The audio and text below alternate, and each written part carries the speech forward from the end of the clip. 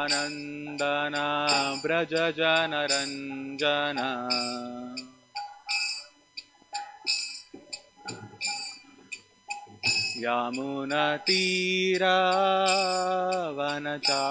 यमुनतीरावनचारी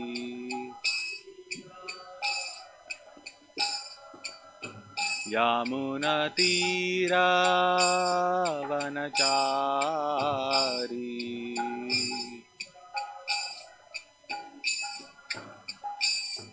जय राधा माधव कुंज बिहारी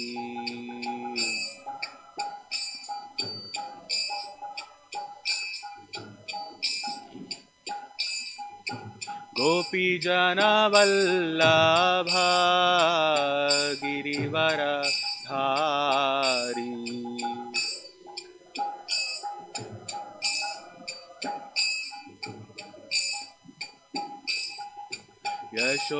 यशोदानंदन व्रज जनरंजन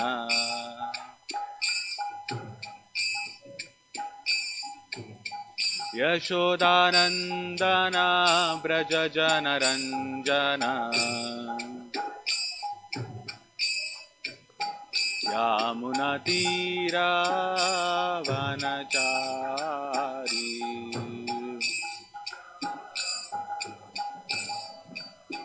यमुनतीरावनचारी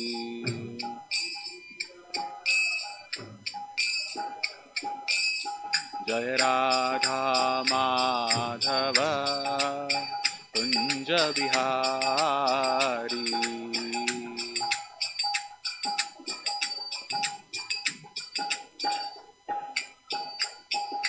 गोपी जनवल्लभ गिरिवरधारी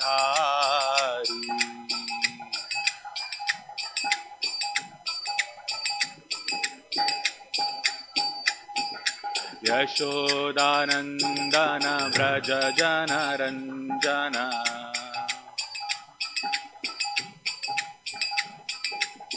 यशोदानंदन व्रज जनरंजन यमुनतीरावनचारी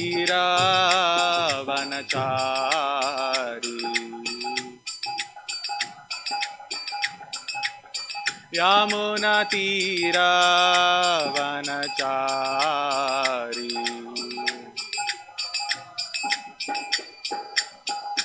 जय राधा माधव कुंज बिहारी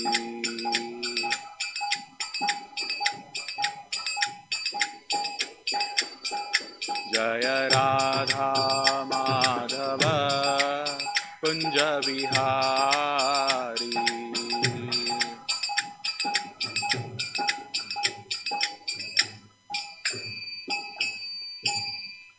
जय विश्वपाद परमहंस परिव्राजकाचार्य स्तोत्र शत श्रीमद अभय चरणारविंद भक्ति वेदांत स्वामी महाराज प्रभुपाद की जय। श्रीमद् भागवतम की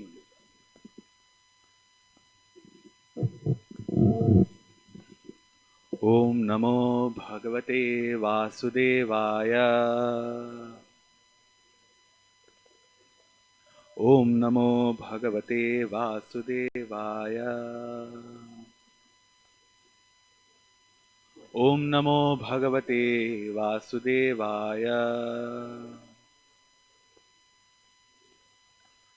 So today we are reading from Srimad Bhagavatam, Canto 10, Chapter 4, The Atrocities of King Kamsa, Text 2.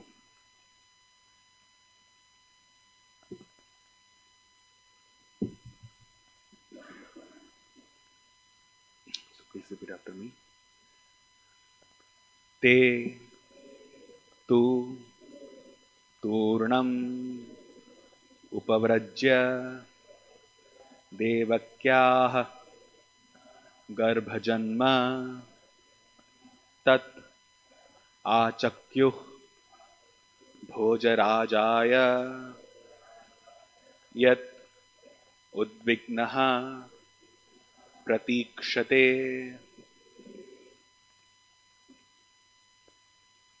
ते तु तूर्णम् उपव्रज्य देवक्या गर्भजन्म तत् आचख्युर्भोजराजाय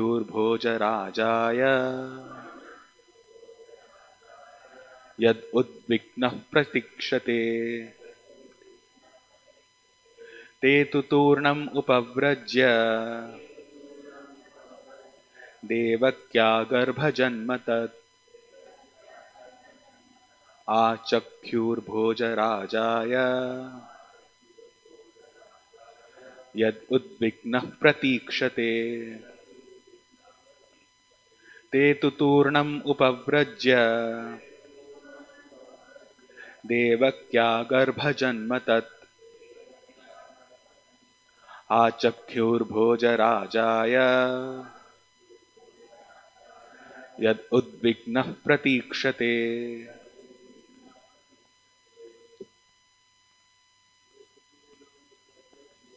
ते तु तूर्णम् उपव्रज्य देवक्या गर्भजन्म आचख्युर्भोजराजाय यदुद्विग्नः प्रतीक्षते ये तु तूर्णम् उपव्रज्य देवक्या गर्भजन्म तत् आचख्युर्भोजराजाय यद् उद्विग्नः प्रतीक्षते उपव्रज्य देवक्या गर्भजन्म कृत् आचख्युर्भोजराजाय यदुद्विग्नः प्रतीक्षते ते तु तूर्णम् उपव्रज्य देवक्या गर्भजन्म तत् आचख्युर्भोजराजाय यदुद्विग्नः प्रतीक्षते माताजी ते तु तूर्णम् उपव्रज्य देवक्या गर्भजन्म तत् आचख्युर्भोजराजाय यदुद्विग्नः प्रतीक्षते They, all the watchmen, to indeed turnam very quickly, upavrajya going before the king, devakyaha of Devaki, garbhajanma the deliverance from the womb, tat that child, achakyuhu submitted, bhojarajaya onto the king of the Bhojas, Kamsa,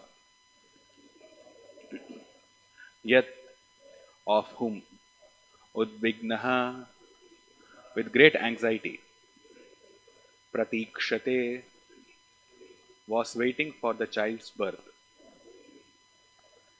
Translation purport by His Divine Grace. A.C. Bhaktivedanta Swami Srila Prabhupada, founder Acharya of ISKCON. Translation. Thereafter, all the watchmen very quickly approached King Kamsa, the ruler of the Bhoja dynasty, and submitted the news of the birth of Devaki's child. Kamsa, who had awaited this news very anxiously, immediately took action. Purport. Kamsa was very anxiously waiting because of the prophecy that the eighth child of Devaki would kill him. This time, naturally, he was awake and waiting, and when the watchman approached him, he immediately took action to kill the child.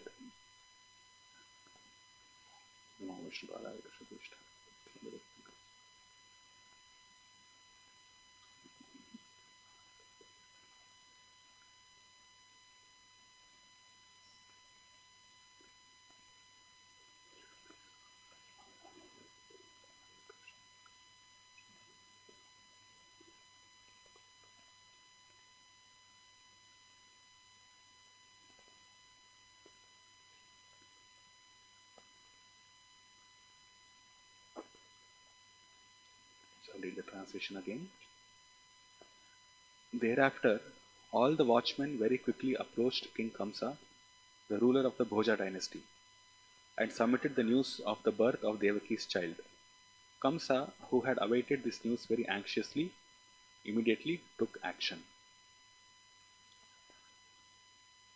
So we are continuing our discussion on Lord Krishna's birth, and subsequently what happened after Krishna was born, and how Kamsa reacted to this, to the birth of Krishna. Actually, he did not know that it was Krishna yet, but then his reaction at the birth of the eighth child is being mentioned in this text. There are several words which are used in this particular text, and so I'll try to kind of decipher them today. So it's mentioned te tu turnam upavrajya. Now this word te refers to all the watchmen, and this te is and these watchmen have been called as Grihapalaha. Grihapalaha, Prabhupada explains, following the commentary of Srila Vishwanath Chakravarti Thakur, that these watchmen were just like dogs. So these watchmen, te tu turnam upavrajya. Now this turnam is related to this word udvignaha. Okay, so turnam is, Srila Prabhupada translates it here as very quickly, and udvignaha he translates as with great anxiety. So turnam means quickly, and udvignaha is great anxiety. Now if we try to understand or analyze this word turnam, so we can see that we react very fast, or we react very quickly or immediately when there is great anxiety. And great anxiety arises in two situations, primarily in two situations. You can just generally or broadly classifying it. It happens during two situations: when there is great fear and when there is intense love for somebody. Then that leads to anxiety. So when there is, we act fast, or when there is anxiety, then there are certain emotions which arise within us, like alertness would be there. We are alert to what is happening around us.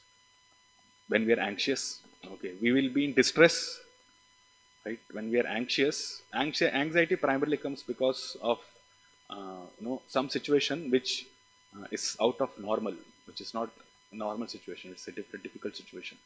So then there's a distress also that's involved. Now this distress can either be in a negative sense, or it can also be a positive sense. We will see that. Then anxiety can lead to responsibility, then swiftness of action, which is meant by turnam here, and also there is pride in what a person does. So we'll discuss this. Now when this anxiety is out of love, and primarily, as Srila Prabhupada said, within this material world, mother's love for the child can be considered as the topmost. So when a child is in danger, then the mother becomes anxious, and then she's very alert. She's very alert, and she's also in distress. And that distress happens because she's always worried that her child might undergo some difficulties, or some harm might happen to that child. So there is distress also. Same time, there is responsibility as well for the welfare of the child. And all these different emotions, they lead, or they incite the mother, or they lead the mother to act very quickly if there's any sign of danger. So this turnam, or acting immediately, is connected to udvigna, such that whenever there is anxiety, then there is that impetus to act swiftly, to act fast. Then similarly, pride is also there in terms of protection. So when this turnam, or when this swiftness or acting fast because of anxiety arises because of love, then it is primarily selfless. Right? It's the mother does not expect anything from the child, but then she does activities out of her affection for the child, for her love for the child. Then another way is fear. Anxiety also arises because of fear, and whenever there is fear, then also a person acts very fast. So this particular shloka, this particular verse, is speaking about this anxiety of Kamsa, which has arisen out of fear. So Kamsa is fearful of the eighth child, who is to be born, or rather who has already taken birth now. and he is afraid of his death. Okay, so because of that, he's very alert. Okay, so this Turnam here, although it's referring to uh, the the doorkeepers, the watchmen, but this Turnam is also applicable to Kamsa, because as we will see, as soon in the next verse, we will see that as soon as the watchman told Kamsa that the eighth child was born, the next verse also says Turnam, which means Kamsa also acted immediately because he was fearful. And why were the watchmen fearful? The watchmen were actually not fearful of Krishna, but they were fearful of Kamsa. Because if they do not immediately tell the birth of the eighth child, that Kamsa will probably kill them. So that emotion, that alertness or Turnam, or the responsibility that they have to inform the Kamsa, it does not come out of love, but it actually comes out of fear.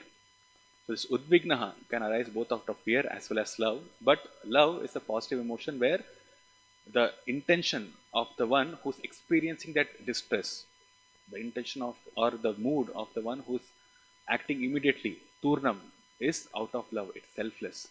But in case of this particular verse, it's out of selfishness. Kamsa is selfish because he wants to protect his body. And the watchmen, the doorkeepers, the sentries, they were also selfish because they wanted to protect themselves. They actually did not care whether Kamsa lives or dies. Their job is set. They will be the guards of the prison house. And if Kamsa dies, another king will come and they'll continue with their job. So basically, they're fearful of Kamsa only. So therefore, they acted Turnam very fast. And of course, when we speak of this anxiety which is born out of fear and love, we are not speaking about the transcendental emotion here.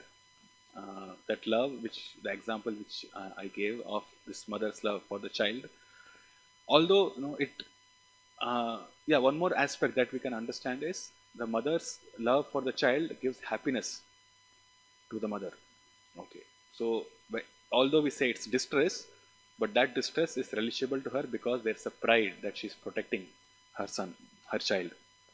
Alertness also, it keeps the mind very active, and alertness also keeps the person in an agitated state, but still the mother likes doing that. But in case of Kamsa and the doorkeepers, the watchmen, this was not the case. Their emotions, although the emotions are same, but it's a negative emotion. It's not a positive emotion. They do not feel good. It's born out of fear. And these two emotions, fear and love, are primarily applicable in this mundane realm. We are taking the example of the mundane realm, and in the transcendental realm, then the Turnam takes a different meaning. Okay, so there's a contrasting. This word Turnam is this very famous verse, Labdha Sudurlabam Idam Bahu Sambhavamte, and Manusham, where's that verse? Manusham Arpadam Anityam Apiha Tiraha Turnam Yate Turnam Yateta Napated Anumrityavan Nishreyasaya Vishaya Khalu Sarvatasyat. So there this word Turnam is used. And which sense it is used? That one may experience, one may have love, the mother may have love for the child, or the demoniac people may have anxiety out of fear. There might be Turnam because of that, and there's anxiety also. But still, Labdha Sudurlabam, after having attained this human form of life, then one should act fast and who swiftly. Turnam Yateta, and he should endeavor for what? For Nishreyasaya, for getting liberation from this material world. So now the mother acts for the child, Turnam, out of her affection. Although it may be termed as selfless, but still it is mundane because it's on the level of bodily attachment. What Kamsa did, the acting of Turnam, which we will see in the next verse, that was also out of bodily attachment. So that's also mundane. And sentries or the watchmen who are afraid of Kamsa, they also acted Turnam swiftly because, but then that also is on the mundane level, on the material platform. But the actual use, we should act swiftly for fulfilling the goal of this human form of life. So that's one perspective of this word Turnam. And the examples is set by the Goswamis. So we also see in this Shad Goswami Ashtaka, Tyaktva Turnam Ashesha Mandalapatim. So what did, after the Goswamis, specifically Rupa Goswami, Sanatan Goswami, they met Sri Chaitanya Mahaprabhu at Ramakeli, Then after that, after meeting with Chaitanya Mahaprabhu, they did not want to continue their duties as servants of Nawab Hussain Shah. So they wanted to give up everything. So Tyaktva, Turnam. So what did they do? After they understood the purpose of their life, after they understood they have to render devotional service to Krishna, and having met Sri Chaitanya Mahaprabhu, attained his mercy, after attaining his mercy, they wanted to give up everything. So Tyaktva, Turnam, Ashesha, Mandalapati. Although they were Mandalapati, means they were the rulers, literally. The one is the ruler himself, Nawab Hussain Shah, but then there are those administrators who actually do the work of ruling. So Shri Rupa Goswami and Sanatan Goswami, they were actually administrating the whole kingdom of Nawab Hussain Shah. So they're called as Mandalapati. But they gave it up because of their devotion to Krishna. So we see there are three different levels here in which Turnam is used. People of this materialistic world, they also act. Even in this modern world, we see that people are very busy running here and there, fulfilling their desires for sense gratification. Basically, Srila Prabhupada also says the cars are whizzing past in the highway, just moving around. For what? Just so that they can attain some sense gratification, so that they can have a comfortable life, and at night they can have sex life, and in the daytime they work very hard so that they can have that sex life at night. So they are also running fast. So that Turnam, that swiftness, that speed in which they work is completely on the level of sense gratification. It's completely mundane. But then one should be Turnam, just as we saw Labdha Sudurlavam verse, that one should be ready, one should be steadfast, or one should swiftly Turnam progress towards, or he should understand this human form of life is a very rare form, and although it's Arthadam, it's full of meaning, it's Anityam, it's temporary, and whatever moments of life that we have got in this human form of life, we should engage that in, or we should use that in getting liberated from within this material world. And once we come to this Brahmabhuta platform, this tour, by performing these devotional activities, we come to the Brahmabhuta platform, then Tyaktva, Turnam, Ashesha, Mandalapati, whatever we have, whatever attachments are still lingering within the heart, we should give that up. So these are different levels of this understanding. But in this particular case, we see that Turnam, it's actually on the very mundane level, because we are discussing about this demoniac people, about Kamsa and about this watchman. Then it's in the verse it says Te Turnam Upavrajya. Okay, so Upavrajya, when I was searching for this word Upavrajya in Srimad Bhagavatam, there are several places in which it is used. Okay, and Upavrajya actually means that moving around, or one who can move around.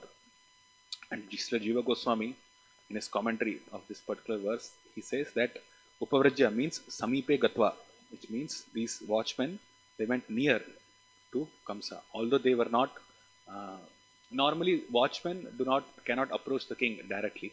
But in this particular case, because the situation was very critical, so they were allowed to approach Kamsa very nicely.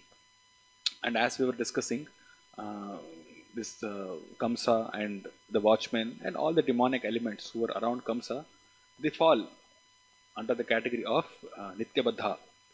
Although there in Srimad Bhagavatam we see that it does not speak only about the Lord and his devotees, but it also speaks about the demonic elements with whom the Lord has to contend. Now Krishna says in Bhagavad Gita that his paritranaya sadhunam vinashaya cha dushkritam. So there are two types of activities that he performed. One is protecting the devotees. So those activities are also mentioned in Srimad Bhagavatam, and annihilating the demons. So those activities are also mentioned in Srimad Bhagavatam. And now this annihilating demons means Srimad Bhagavatam is actually discussing about the non-devotees also, like Kamsa, and then so many other devotees, so many other non-devotees and demonic elements are also discussed in Srimad Bhagavatam. And the reason is that because they are in connection with the Lord, of course, they attain a very auspicious destination. But all these details are all mentioned. Now, so these non-devotional people, or rather when Chaitanya Mahaprabhu was teaching, or in the section of teachings to Rupa Goswami in Chaitanya Charitamrita, Madhya Leela, chapter 9, I think. So Chaitanya Mahaprabhu speaks to Rupa Goswami and he gives details about this Nityabadha living entities, about those living entities who, uh, this Nityabadha living entities also can be divided into two. Okay, so they can be those who are completely against the Supreme Personality of Godhead, who are the demons, the demonic elements, and those who are totally indifferent to Him. So indifferent to Him means those who are not aware of Him, or those who are engaged only in their business. They are not naturally inclined, or they are not naturally opposed to the Lord, but then they are totally indifferent to Him because they are not even aware of His presence, or they don't care of His presence at all. So this is Nityabadha. And then there is also those living entities who are totally demoniac, who are atheistic people, who are against God. Chaitanya Mahaprabhu gives a different classification, and he says that I'm reading from Teachings of Lord Chaitanya. It's just one paragraph. So Lord Chaitanya, he continued his teachings by pointing out that there are two kinds of living entities. It's two kinds of Nityabadha. In Chaitanya Charitamrita it's mentioned, this Nityabadhas, the eternally liberated and the eternally conditioned. The eternally conditioned living entities can be divided into two types, the moving and the non-moving. Those that remain in one place, trees for example, are classified as Dhavara or non-moving entities, and those that move, such as birds and beasts, are called Jangama or moving entities. The moving entities are further divided into three categories: those that fly in the sky, those that swim in the water, and those that walk on land. Out of the many millions and trillions of living entities on land, human beings are very few. Out of that small number of human beings, most are totally ignorant of the spiritual science, are unclean in their habits, and have no faith in the existence of the Supreme Personality of Godhead. So this can further be divided into these two: those who are totally indifferent and those who are totally opposed, and those who are totally indifferent to the existence of the Supreme Personality of Godhead. In short, most human beings live like animals. Therefore, these can be deducted from the number of human beings that constitute civilized human society. And Chaitanya Mahaprabhu continues, we can hardly find any human being who believe in the Vedic scriptures and the existence of God, or even in proper behavior. Those who do believe in these things and in advancing spiritual life are known as Aryans. Out of those who believe in the scriptures and the advancement of human civilization, there are two further categories: the righteous and the unrighteous. And like that, Sri Chaitanya Mahaprabhu continues. So why we are speaking this is to understand that Chaitanya Mahaprabhu gives basic two classifications of Nityabadhas, or the living entities who are conditioned within this material world. One is moving and one is non-moving. And the connection to this particular verse is this word upavrajya. Okay, so if we try to understand the position of this watchman and Kamsa from this particular angle, so they belong to, from the classification, direct classification of Chaitanya Mahaprabhu, they belong to those living entities who are moving around. Okay, but from a philosophical point of view, if we see, they're actually not moving. How are they not moving? Because by their activities, by their demoniac activities, they are stuck within this material world. So they're actually not moving out of this material world. They're within this material world itself. So although they're moving within the realm of this material world, they're actually not moving towards the destination of the purpose of human form of life, which is to go back home, back to Godhead.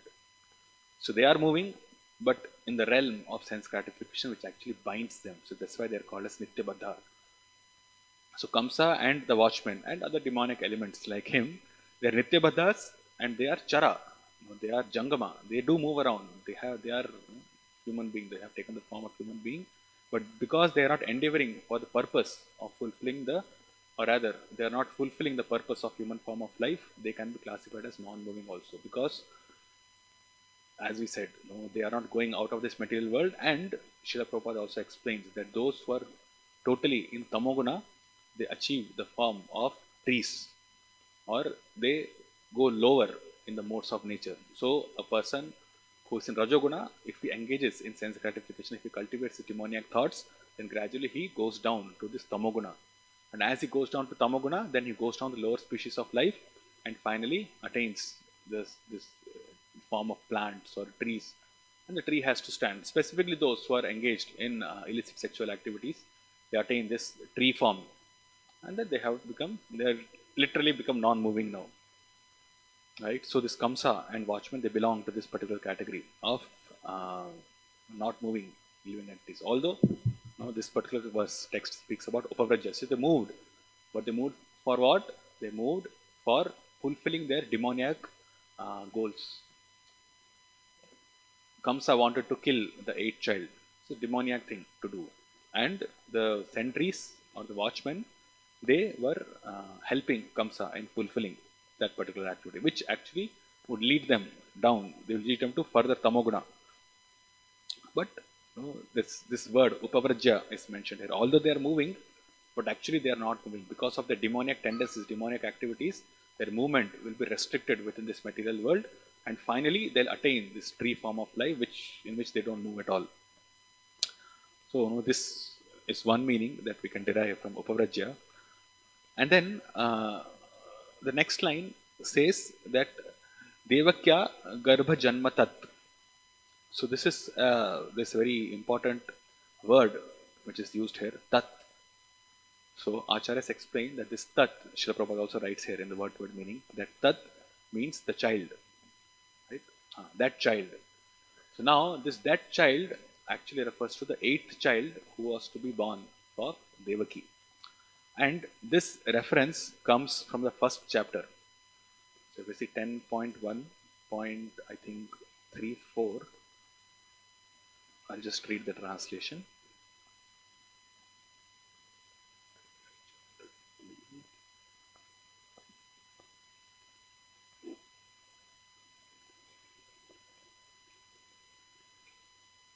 Yeah.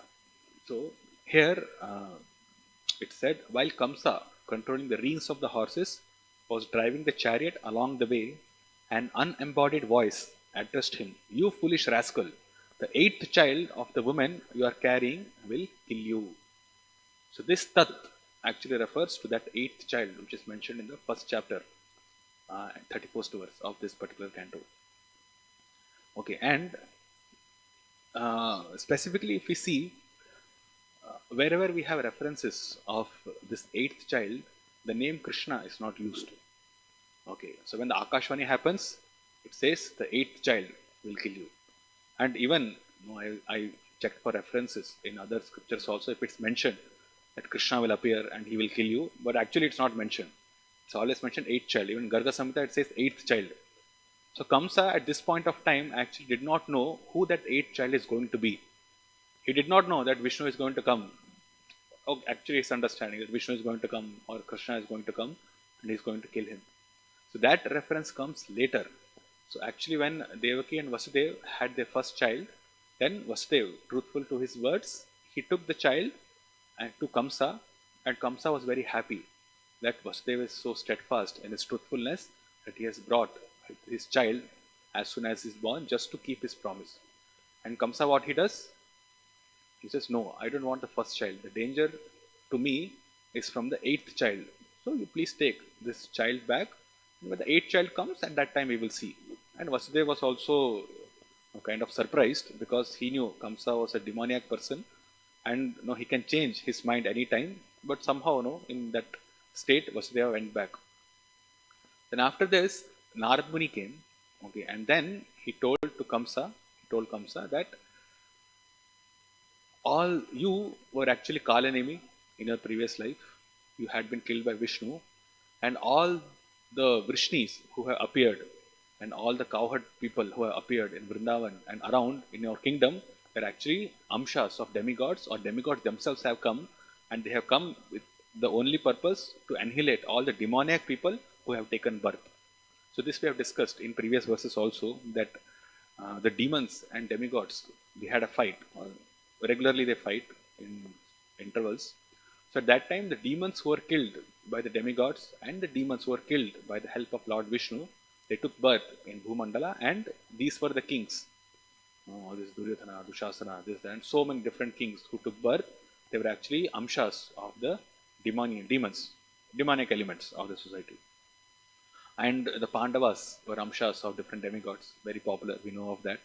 Then Krishna himself came, and even Nanda, Upananda, and all the different cowherd boys, they were also amshas of the different demigods. So this was told by Narada to Kamsa, and he told, just like you were killed by Lord Vishnu in your previous life as Kalanemi, then this eighth child is going to be Krishna, or it's going to be an incarnation of Vishnu, or it's an expansion of Vishnu who is going to come and who is going to kill you. So that's the time, or that's when Kamsa gets to know that the eighth child is going to be an expansion of the Lord himself, and not some normal living. It's not just one prophecy, just one Akashvani, and a normal child will come who will be powerful enough to kill Kamsa. But actually, it's going to be the Supreme Lord himself. So that's when Kamsa starts cultivating this hatred for Lord Vishnu once Narad Muni comes. And then Narad Muni also tells him, how to count. So, first child can be any child, because last lifetime also Vishnu killed you in a trickery manner, and Lord Vishnu can kill, and he can do all kinds of tricks. He can take the form of Mohini Murti to bewilder demons. Then he can take the form of Vamana to bewilder Bali Maharaj. He has done so many things before. So we do not know. He may have a logic. Krishna or Vishnu may have a logic in appearing as the first child. Also, he claims to have the eighth child. He will have some calculations in his mind. So therefore, he should not spare any child at all.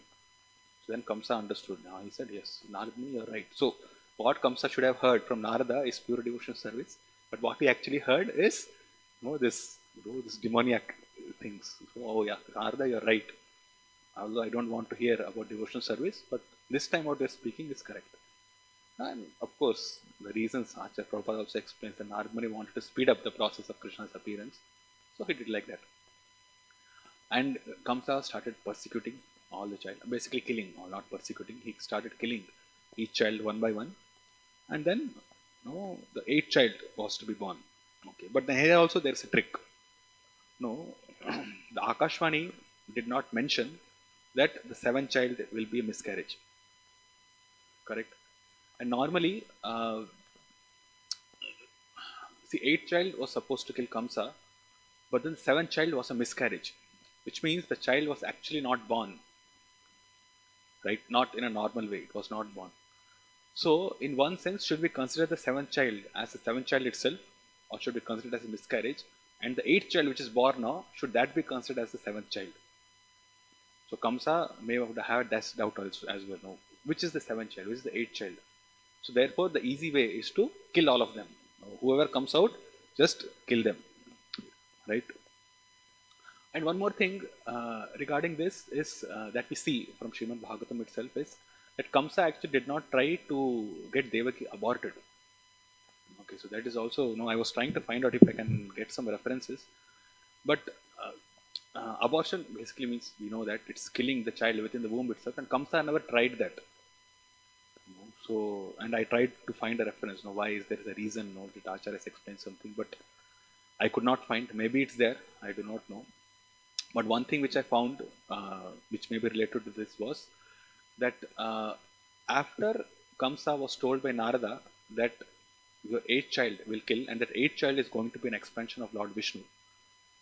We also, of course, we understand that it's not actually an expansion of Vishnu, but it's actually Lord Krishna himself who comes directly from Goloka Vrindavan. That's a side point.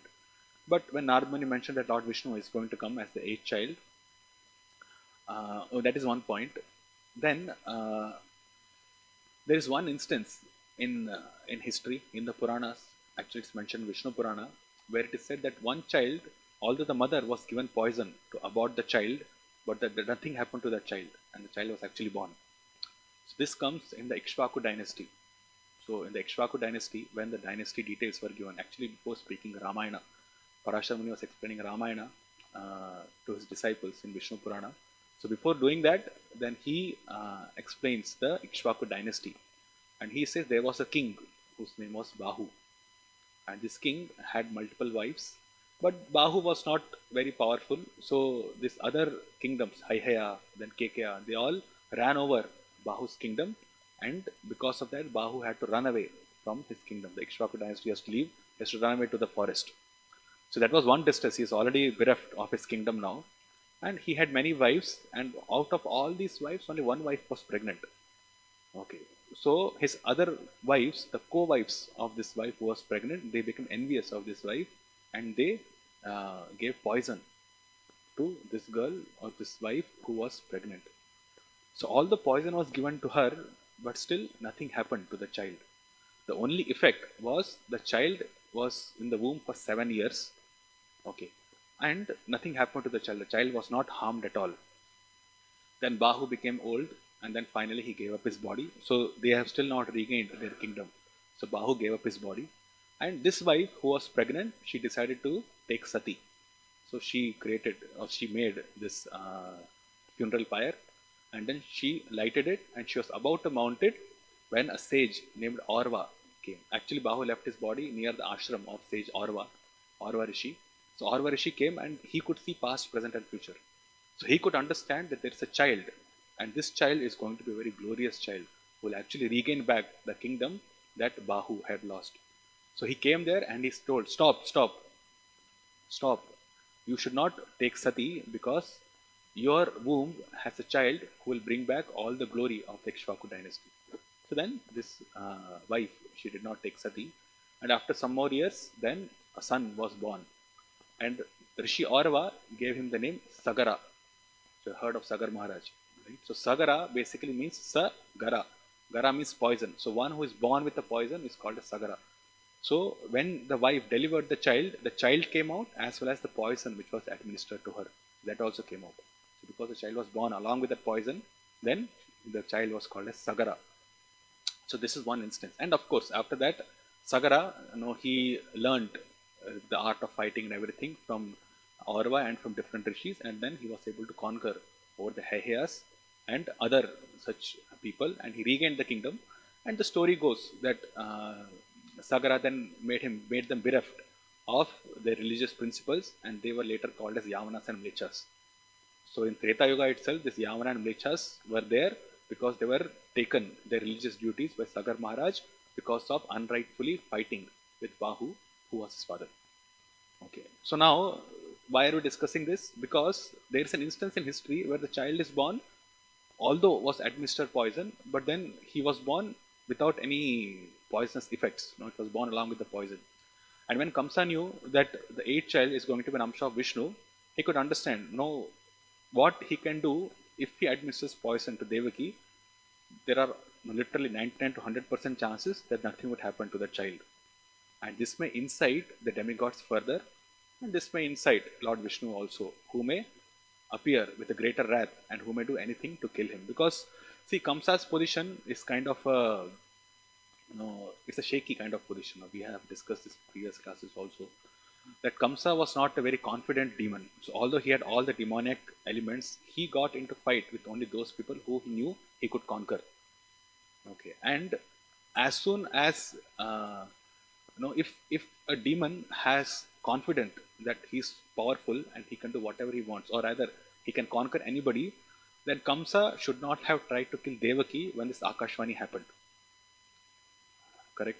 So when we see the instance of Hiranyaksha also, and Hiranyaksha was fighting with Varahadev, although Hiranyaksha had some idea that Varahadev is Lord Vishnu himself, but then he was so inimical to Vishnu and he was very confident in fighting with Lord Vishnu.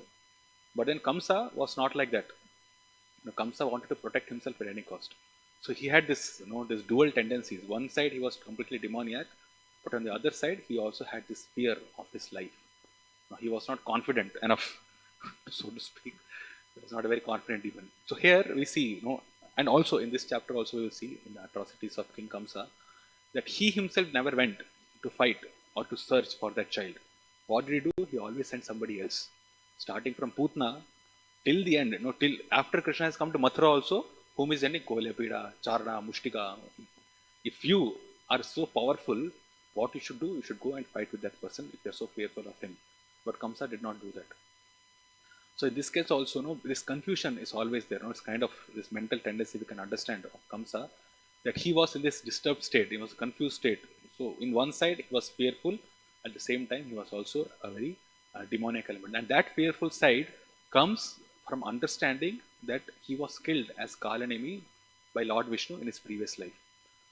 So, and the glories, and when Narada Muni told Kamsa about Kalanemi, that Kalanemi was the one who defeated all the demigods. This also we saw. it's mentioned in I think Garga Samhita or in other Puranas, I think Padma Purana, it's mentioned that demigods were routed, the demons were routed by the demigods. Then Kalanemi appeared, and Kalanemi single-handedly defeated all the demigods. And then Lord Vishnu appears. So when the demigods are fighting with the demons, Lord Vishnu actually did not participate because he wanted to see, whether demigods can themselves dispose of all the demons, but that did not. So they were able to do that. But then when Kalanemi appeared, he single-handedly defeated all the demigods. And then when the demigods went to the shelter of Lord Vishnu, then only Lord Vishnu came and then he defeated Kalanemi. He killed Kalanemi. So when Kamsa got this idea that I have already been killed by Vishnu in my previous life, that also instilled some fear in Kamsa. So when this Akashvani happened, although Kamsa did not know at that point, but still, that carried on. There's already that fear was there of his life, and after Narad Muni strengthened that fear, then Kamsa was always very anxious. That is why it's mentioned here in this verse that Achakyur, when the sentries, they told immediately, Turnam, they told to Kamsa that Devakya Garbha Janmata, that 8th child has been born to Bhoja Rajaya, to Kamsa, then Yat Udviknaha Pratikshate. He was anxiously waiting for it because he was fearful of his life. And when the child was born, he somehow wanted to dispose it of. Because he does not know, if I try to kill the child within the womb, we do not know what will happen. This is what we understand. But if the child comes out, I'll see who that child is, and anyway the child could not be able to do much, and I'll try to kill it. But then, as the Akashvani said, and also when he tries to kill the 8th child, we will see that the 8th child will slip from his hand, and then she will proclaim that the 8th child, which is about to kill you, is already born. And after that, Kamsa starts killing all the children because he knew that what he's doing is actually not searching only for Krishna or not searching only for the 8th child. He's actually killing all the demigods also. That was his idea, right? Because Narad Muni told all the demigods are taking birth to remove all the demoniac elements within Braja, Mathura and other places. So even those children who are born of other people, they may be demigods also. And it may be the 8th child as well. It may be the expansion of Vishnu also. So let us kill everybody. I tried to kill the one child who is supposed to kill me, but now he got an opportunity, as we will see, that he kills all the children who are born in the last 10 days, because that way he will be reducing the population or reducing those demigods who might have taken birth. So that's why this chapter is also titled Atrocities of King Kamsa, because that's what he's doing. He's trying to kill Krishna, at the same time he's also trying to reduce the Suras, the demigods who might have taken birth.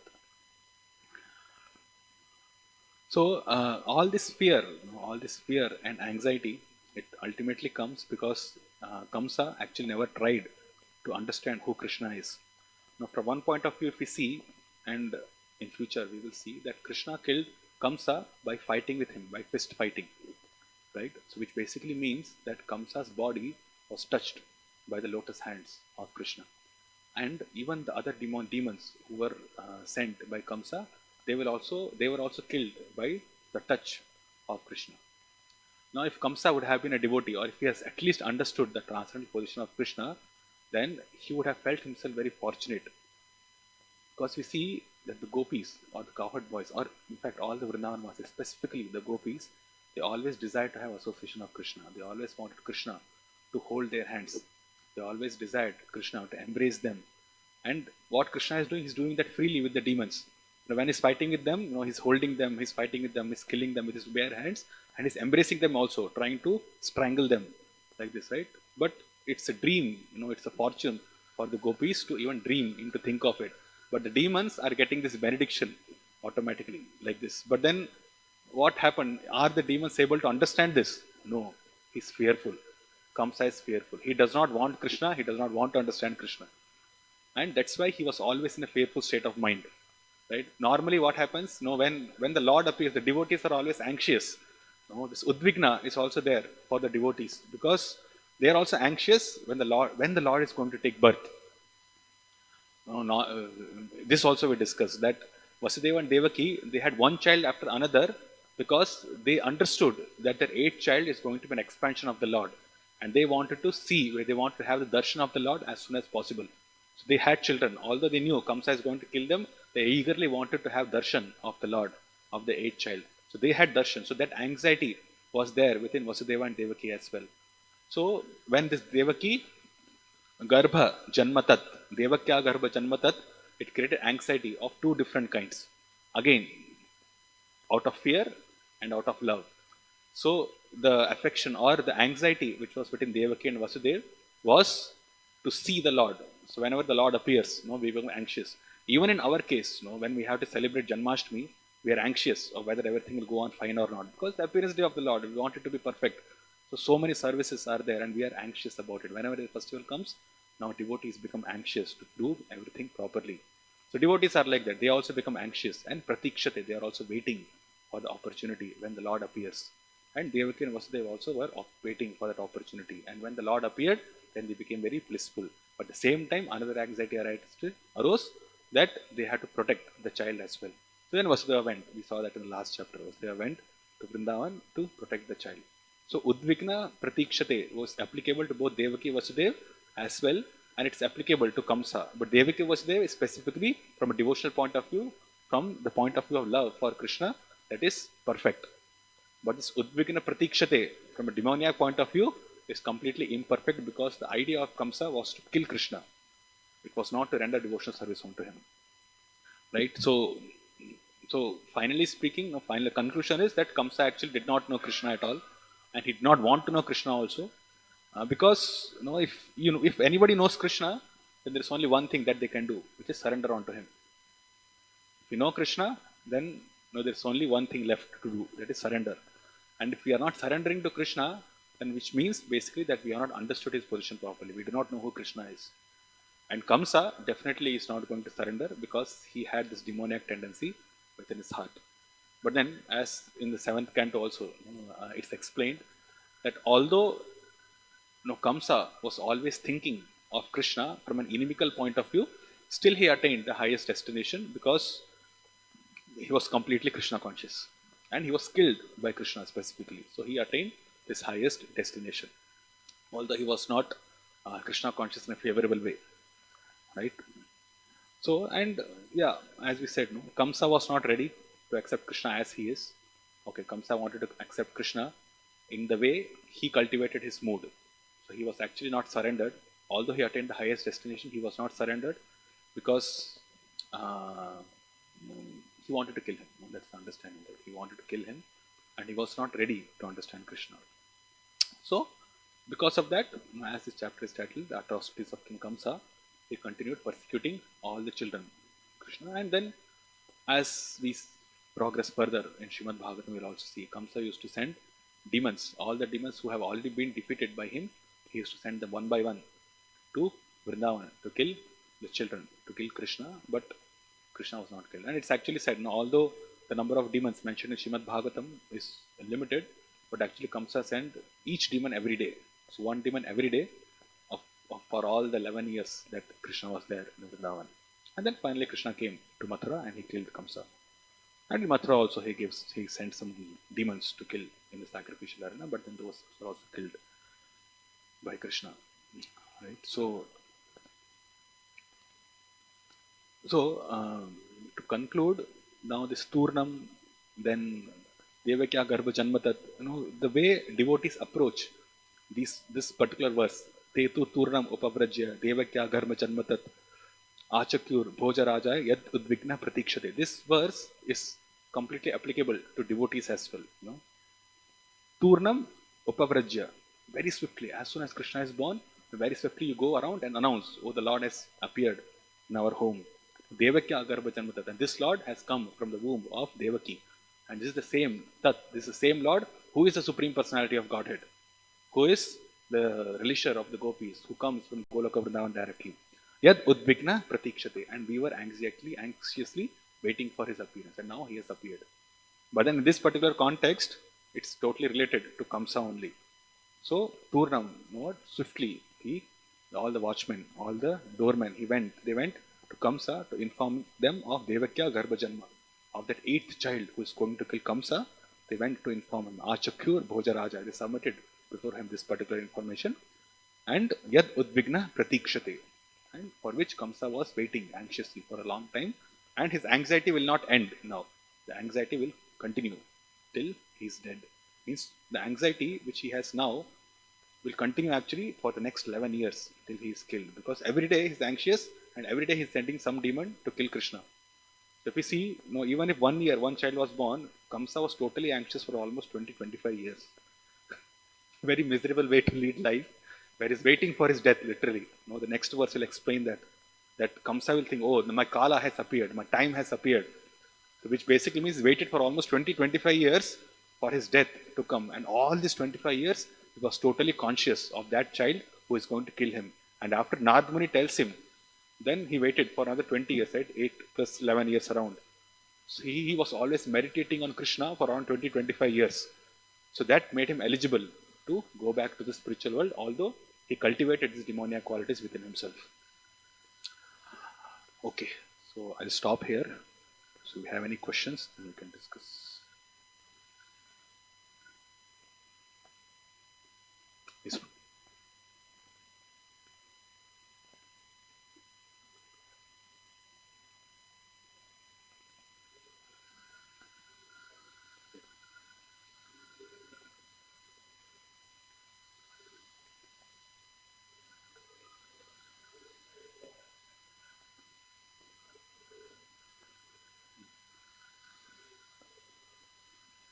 Yeah, the question is, in the class, I told that Kamsa did not know the eighth child was Vishnu. And I also mentioned that Narad Muni told that the eighth child is going to be expansion of Vishnu. So it's just timing. When I say that Kamsa did not know, he did not know the eighth child is going to be an expansion of Vishnu when the Akashvani happened. Okay, and the Akashvani happened, and when the first child was born. So only after the first child of Devaki and Vasudeva was born, after that Narad Muni revealed that information to Kamsa that you were killed by Lord Vishnu when you were Kalaname in your previous life, and the eighth child who is going to be born is going to be an expansion of Vishnu who will kill you in this lifetime. So that's when Kamsa got to know